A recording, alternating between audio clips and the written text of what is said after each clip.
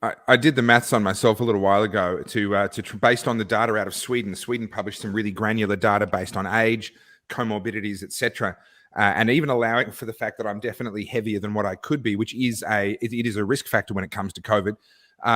My risk, if I were to contract COVID, which I suspect I possibly actually have and recovered from already, but that's another story. If I were to contract COVID, my risk is roughly the same as driving from Melbourne to Brisbane.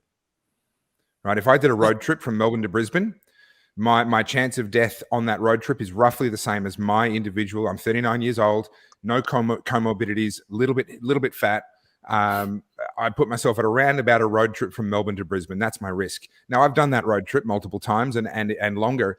And yes, I drive carefully. Yes, it crosses your mind that things can go wrong, but I'm not canceling the trip for fear of what might happen. I'm not locking myself inside my home and selling my car for fear of what might happen if I get behind the wheel.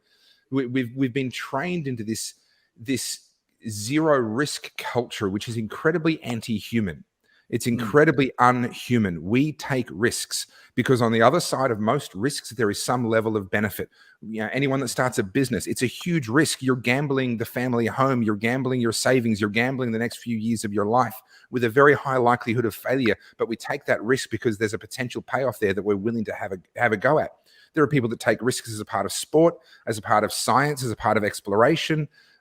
People who strap themselves into NASA rockets and now, what Elon Musk's penis or whatever that was, I didn't quite follow, and launched themselves into space. Or was it Bezos had that? I get them all mixed up. It was Bezos. Bezos had the Bezos. Okay, all right. The phallus. Yeah, and launched a phallus into space. I mean, that's right. Elon Musk put a car into space. Jeff Bezos put a penis into space. That's a risk.